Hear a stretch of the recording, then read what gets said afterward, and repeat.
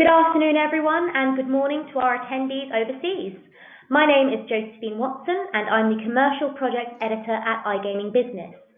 We're happy to be hosting a webinar with Kambi this afternoon, which will be discussing the US sports bettor. Since processing the first historic legal online bet post-PASPA, Kambi has been studying its network data to build an early picture of the US bettor. In this webinar, Kambi will present some of its key findings, including data on staking, in-play pickup, differences between the online and on-property player, and the most popular sports and markets. Your host for today will be Max Fischel, US Director at Kambi. Leading Kambi's efforts into the United States, Max is responsible for developing and executing Kambi's strategy focused on new business and operator retention. Prior to Kambi, he held advisory roles with various global sports betting operators, focusing on acquisition and user experience.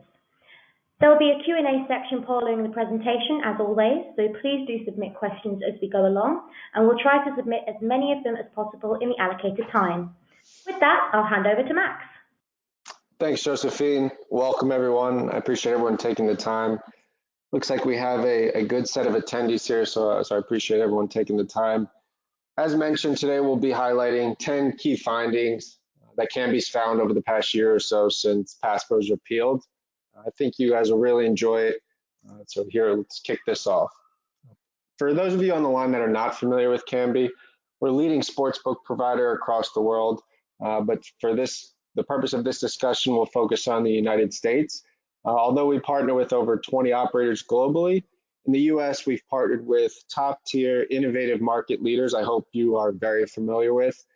Those include DraftKings, Rush Street Interactive, Kindred, Parx Casino 888, and most recently Mohegan Sun. And we've been very successful thus far in 2018 and the first part of 2019, being recognized by EGR as the Sports Betting Platform Provider of the Year and the Sports Betting Supplier of the Year.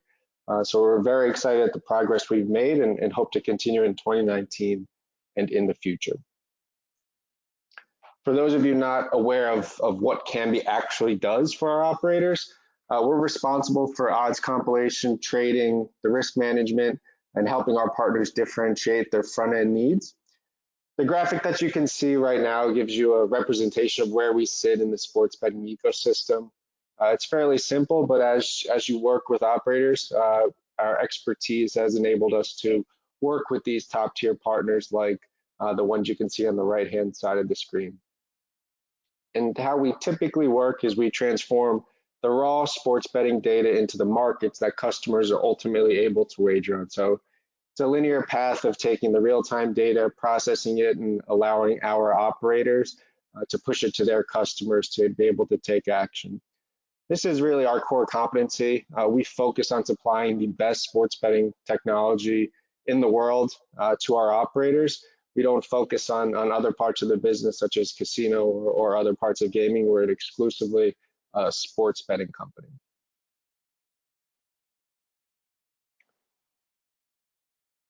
In the US, we've made considerable traction and made some progress and placed a large emphasis on speed to market and delivering a world-class engine to our operators.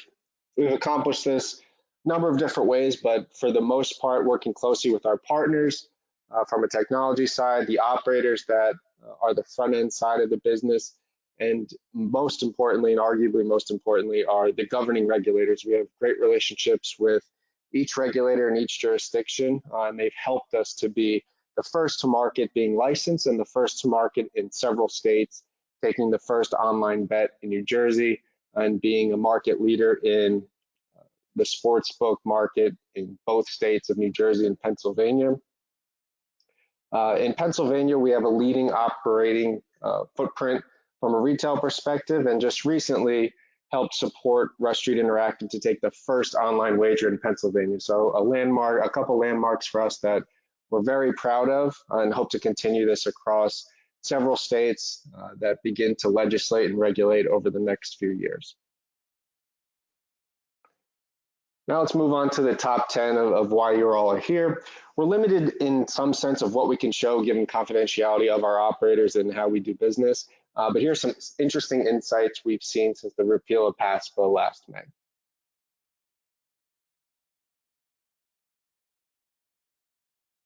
Number one, for first-time bettors, basketball is the most popular sport. Naturally, this could be attributed to the amount of games in comparison to other popular sports in the US like football. Regardless, operators need to be armed with a quality basketball product that can not only attract customers, but also acquire and retain the best ones. So basketball, from what we've seen, is a very important sport. You take into account college and professional basketball in the US, it's very popular. So this is not a huge surprise, but it validates an assertion that we've had for quite some time. Number two, of new US players, about 25% place their first bet on an in-game or in-play live event.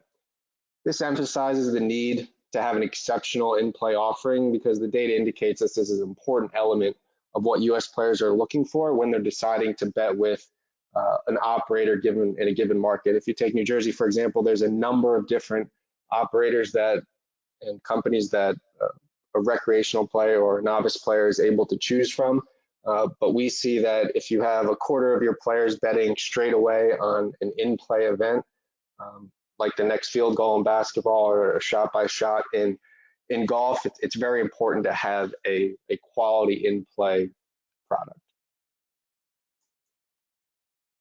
Number three, when wagering on the futures markets, players tend to spread their cash across several teams.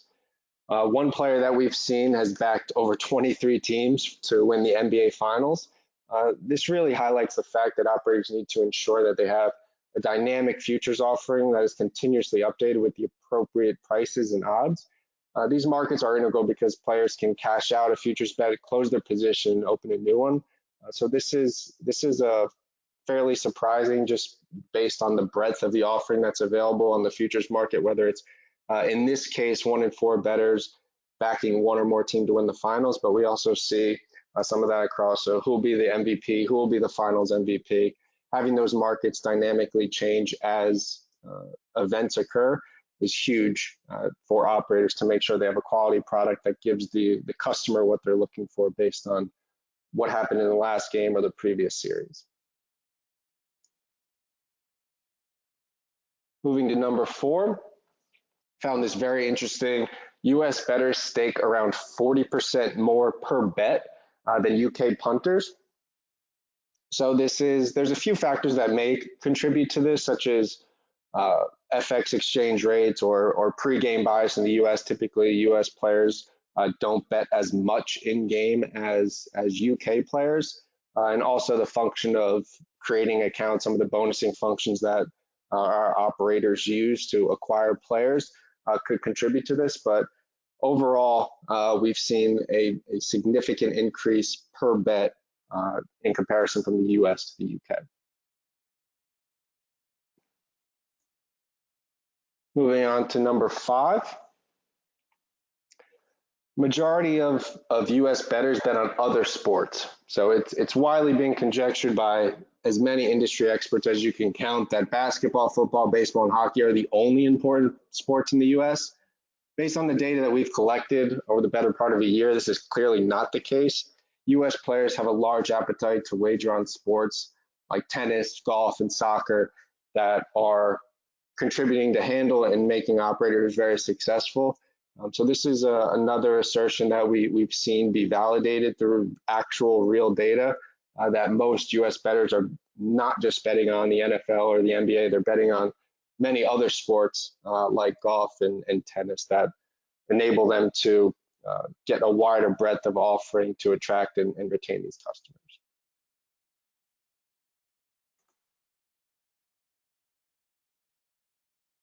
Moving on to number 6. There's a lot of popular sports, clearly basketball, based on this graphic and the data that we've collected. Basketball and football are the clear leaders, but US sports bettors, like I mentioned just a second ago, enjoy soccer, tennis as much as they do ice hockey and baseball. Kambi's operators perform well in these sports by leveraging the platform to offer real-time wagering. In golf, it's shot by shot. In basketball, it's whether the next field goal will be a two-pointer or a three-pointer. And in tennis, you're able to wager on a point-by-point, set-by-set basis, which enables operators to retain customers and make them very sticky, where they're able to continue to come back because they're able to wager on those micro and in-play markets that customers really enjoy. So overall, the most popular sports are what you'd expect, given the seasonality of basketball and football being a very important sport as well. But you can't lose sight of these other sports that can contribute greatly to an operator's success. Moving on to number 7, majority of US bettors have also placed parlays and compared to the UK. Over 60% of US bettors play parlays, while just under 50% of UK punters bet on parlays as well. So this is another assertion that we've seen some industry experts make, that US players have an affinity for only betting pre-match and only betting on single wagers. It's clearly not the case. We've seen parlays be very important to operators, as the frequency of parlays being wagered upon has increased based on what we see in the UK. So you need to make sure that as an operator, you have a product that can withhold these customers and give them the types of bets that they want to bet on, whether it's a cross-sport parlay or a cross-player parlay. You're going to enable them to build the types of bets that they want to wager upon.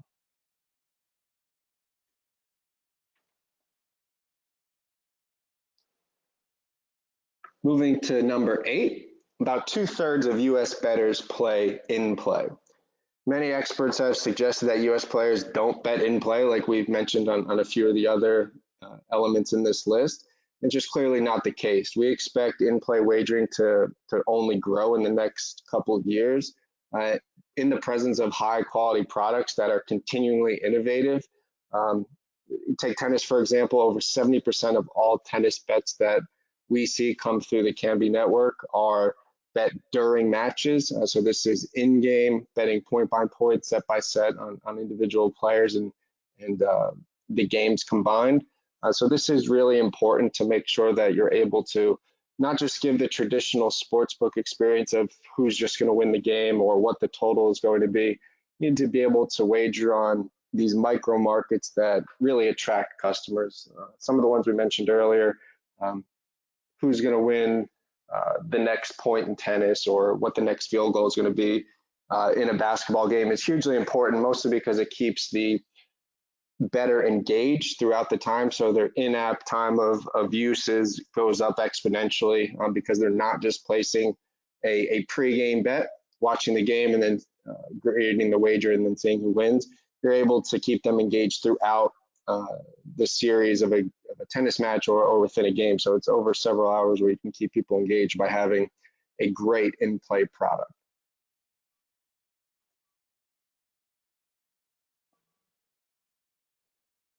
Number 9, we found that US bettors wager more often than UK players. In the top 5% segment, so these are the really high value players, in the US, we see them wager more frequently than the same segment of UK punters. In the US, we wager about every 3 days in comparison to about every 4 days in the UK.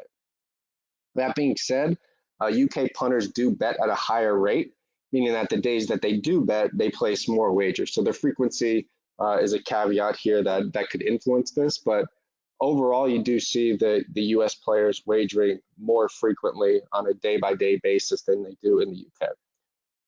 The significance here and what this means for US operators is that you're afforded the opportunity to have more touch points with the customer and able to communicate them, whether it's another sport or another offer that you have available. And these can really foster and increase retention that can be very valuable in just the acquisition and lifetime retention of these customers that are of very high value.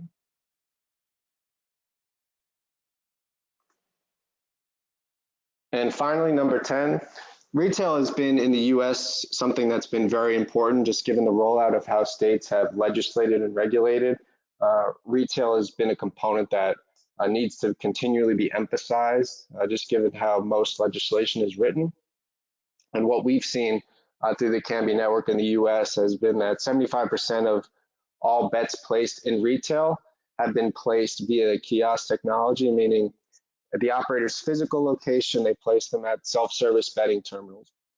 Therefore, what that means is operators need to ensure that their kiosk technology is competitive. It's not just that you're able to wager on a couple games on the NFL on a Sunday. You need to be able to have the full offering that you would expect online available via kiosk, because that's what the customers are mostly expecting, is what they see in different states where they may or may not have wagered on, that you have the same offering at the kiosk. And that's something that we've seen be very important. And the implications for the operators are you're able to manage overhead much more effectively and efficiently by directing people to self-service betting terminals that not only give them the ability to connect with the operator themselves on site, but they're able to go at their own pace and wager on the types of bets they want to, and not have the intimidation of having to walk up to a human being and interact with that teller, and they may be a novice bettor that doesn't necessarily know how to bet, or this may be their first bet they've ever placed. The kiosks are much more friendly to the customer. So this is something that's not necessarily surprising from Kambi's side, just because we work with the operators on a day-to-day basis. But for any new operators that are expecting legislation and jurisdiction that are going to be offering sports betting on property, this is very important to make sure you select the right kiosk technology that can enable you to meet the customer's expectations of what they've seen at other properties or potentially other competitors in those jurisdictions. So those were the top 10 items that we've seen and the top 10 elements that we've seen. Basketball is very important. Having the depth of a sports offer is very important as well. We've seen that it's not just the big 5 sports that are important. Customers want to wager on other sports and other types of markets, whether it's pregame or in play. It's very important to have a full breadth of an offering. And finally, kiosks have the potential to really transform the on-property experience. It's not the traditional retail sports betting environment that you see in states that have had sports betting for quite some time. And these new markets like New Jersey, Pennsylvania, and a few other that we expect legislation from, really transforming the retail experience where you can interact with the customers in a much different way that can attribute to increased handle and greater profitability.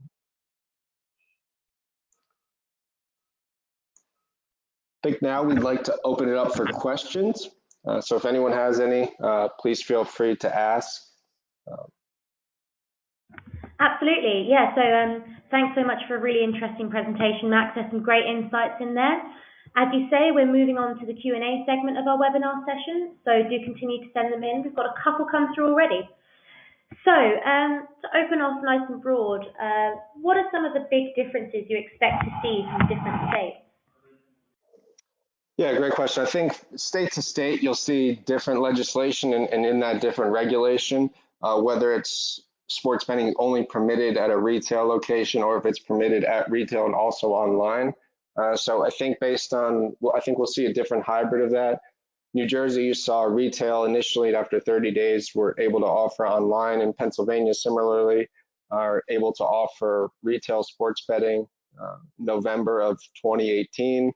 And now we took the first online wager in Pennsylvania in May. So you need to have the online experience and being able to attract more and more customers. But at a retail perspective, we need to ensure that you have the footprint and the actual sports book to facilitate these customers' needs that want to come into the property and wager face-to-face or through a kiosk. And then a question covering the most popular sports point you covered. Basketball has been noted as the most popular sport, but what percentage of this handle is in play? Yeah, it's a great question, and that's something that we work directly with our operators to ensure from the in play. Intent is to give it part of a comparison, in tennis, we see about 70% in play. In basketball, we're under 50% in play. So it's not nearly as popular in play as tennis is. But I fully expect basketball in play wagering to become much more popular, but it's nowhere near what we see in tennis, for example. And then what of the main US sports do you think are the most suited to in-game betting and or have the potential to grow the most in-game? Yeah, I think growth is, I think that question's, there's two pieces to that. First, I think every sport can gain much more traction in play. You take a sport like baseball or hockey, for example, with the NHL Stanley Cup Finals going on, you do have opportunity to wager in game, but there is a massive runway for growth from that piece. So overall, I'd say every sport can grow. It's just a matter of how much they can grow.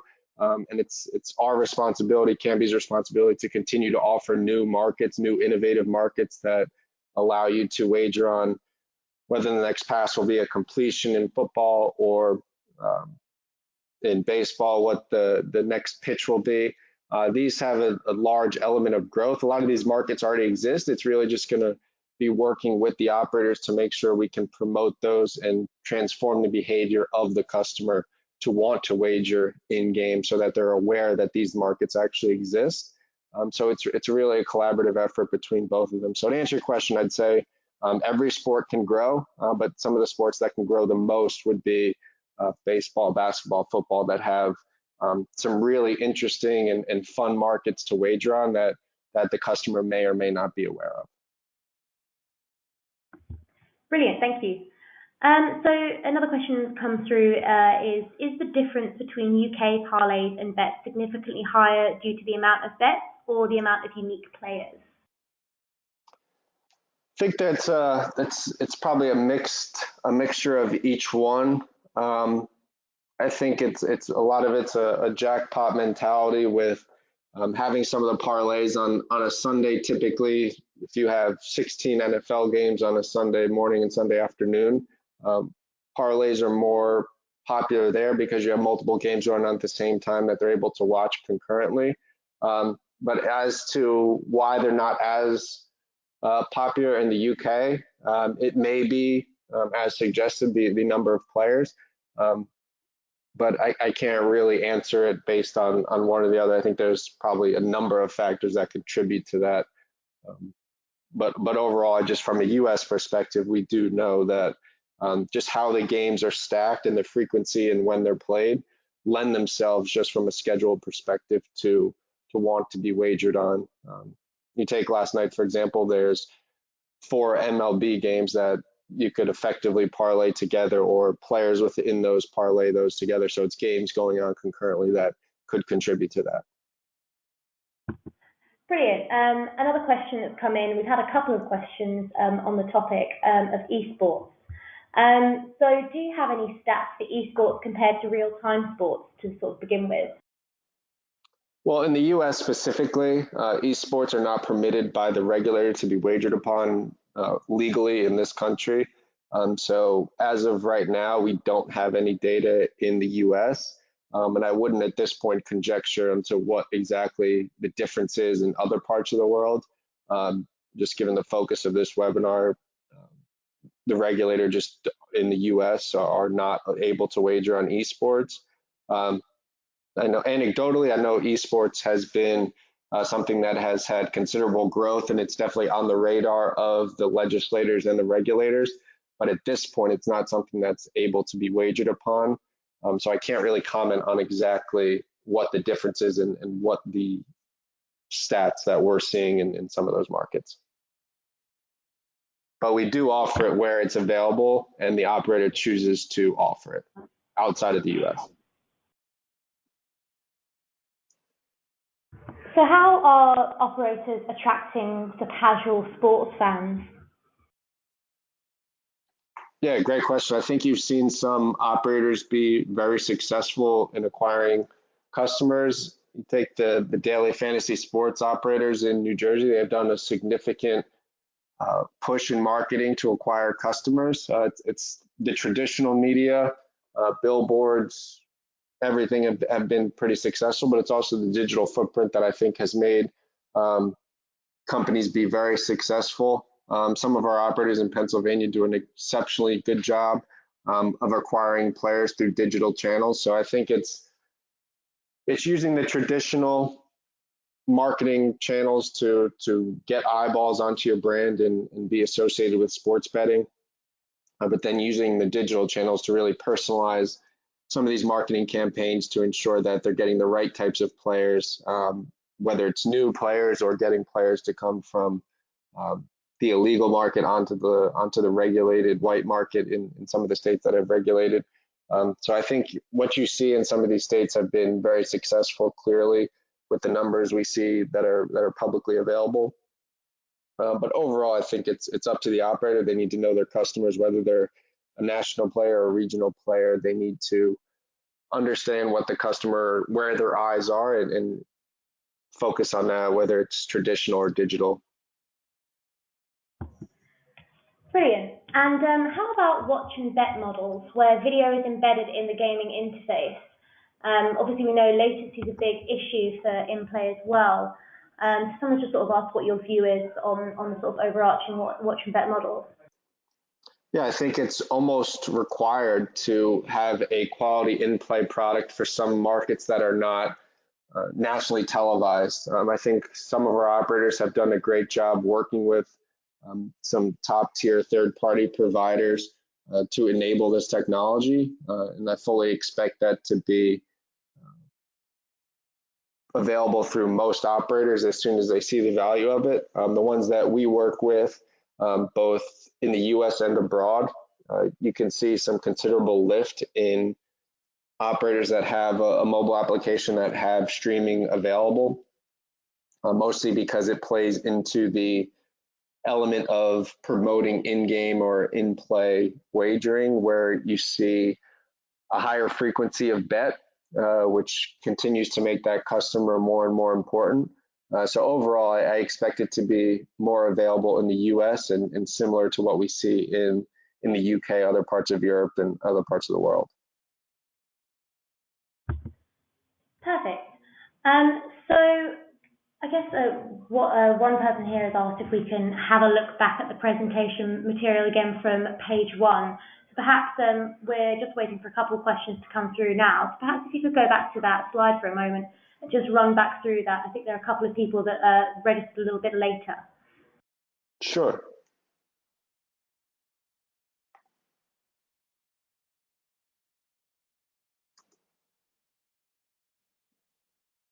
So this is reviewing Kambi, who we are, who we work with from an operator perspective in the US. These are a few of the US operators we work with. A couple points to highlight for anyone that joined late. We were fortunate enough to take the first legal online wager post-PASPA outside of in New Jersey with one of our partners. Been recognized over our performance over 2018 and the first part of 2019 by EGR, winning several awards. Work in 6 continents with offices around the world and also in the US. So we have a significant footprint in the US, and Kambi operates to supply on property and managed services for operators in regulated markets in the US and any other related market around the world. And while we're on this slide, actually, we've had a question come through about the partnership with DraftKings, specifically about, do you see positive effects of crossover between sports betting and DFS? Yeah, that's a great question. Unfortunately, I can't comment on behalf of DraftKings in this scenario, but it's a good question. I'm not permissible to answer it. Fair enough. So I think a good other question would be on the potential legislation of some of the smaller states. Someone's asked, do you see people maybe coming in to give a combined operating license? Or do you think it's very much a case of they'll figure it out by themselves, or is that not something you think we can really comment on right now? Well, I think you just see a bunch of different flavors of legislation right now. State like Massachusetts and Tennessee that offers online wagering immediately, and it's opened up to virtually any operator that is able to get regulated versus a state like Indiana where the licenses are restricted to existing land-based operators, and they have the opportunity with multiple skins in that state. So I think each state is going to roll out differently. I think you've seen that in Pennsylvania, you've seen that in New Jersey. There's many bills on the floor in each state legislature currently that have different elements and different components based on what the policymakers have been advised upon. So thankfully, Kambi has experience in working in many different regulated markets, not only in the U.S. but also globally. So for us, it's not too big of an issue because we have the flexibility and the nimbleness, and our technology is malleable enough to adapt to whatever the local regulatory body requires. So for us, it's exciting because we can highlight some of our expertise in working with different regulators. But overall, to answer the question, I think you'll continue to see more and more varying levels of legislation, what is permitted and what is not permitted, and who's able to operate and who's not able to operate in specific markets based on what the legislator prefers and what the governor will sign. So to answer the question finally, that's what we're seeing, and I think we'll continue to see many different types of regulation and legislation. And then we've had a couple of questions come in on kiosks. One such question is it imperative that in-play betting is brought to kiosks, as typically in-play would be offered online or mobile? Correct. Yeah, I think that's an important piece to highlight. Is unequivocally yes, it needs to be available within a kiosk. In some of the properties that we operate in, kiosks are strategically placed around viewing areas where customers are able to bet as they're watching directly in front of them in a large scale television on the game that's going on. So yes, it's 100% necessary. I think if you limit kiosks to just offering pre-match bets, it's a disservice to the customer, specifically the customers that are looking to wager in-game specifically, because they go to that property understanding that they are able to wager on that. And if it is the function of an operator that has an online presence and a retail presence, if that online customer comes to the retail experience and has a different product that's not able to wager on, whether the next point in the Warriors-Raptors game on Wednesday will be a two-pointer or a three-pointer, that's going to be a discontinued service from that side, is where there's no continuity between what they see online and what they see at retail. So I would say yes, 100%, that needs to be an identical offering based on what the regulator permits. Brilliant. And then I think we're sort of coming towards the end of our time here today. But I think as a final question, someone just asked sort of why have kiosks become such a popular thing in the US? I think there's a number of factors that contribute to that. One, I think, is if you're brand new to sports betting, which in some of these states it has never been legal before, walking up to a cashier teller and using the right terminology and looking up at odds boards and trying to come up with the bet you want, it can be fairly intimidating. I think with a kiosk, you can move at your own pace, shop around a bit to see what sports are available within those sports, what types of bets are available within those types of sports, what type of teams are you able to wager on, or what types of players are you able to wager on. And then a subset of those is whether I can wager on how many points or rebounds or assists. It makes it a much more attractive offering to the customer. And I also think just operationally, they're ultra successful because if you have a winning ticket, you're able to redeem a winning ticket at the kiosk and fund a new session. So you don't constantly have to go back and forth to redeem a ticket for cash and then get another voucher that is in the form of cash. So operationally, it cuts down on a lot of friction for the customer where they don't have to interface with everyone and they continue to fund accounts with winning tickets. That is something that we've seen be very successful in Pennsylvania and New Jersey specifically. Brilliant. Well, as I said, that's all we have time for today. But thank you very much again to Max for joining us today and sharing your insight, and for a really, really great Q&A session. There are a lot of questions that we didn't get around to answering today, but please do feel free to send those over to sales@kambi.com. Today's webinar has been recorded and will be available to listen to on demand within 24 hours for you to rewatch and share with your colleagues. Otherwise, we'll see you all soon. Thank you.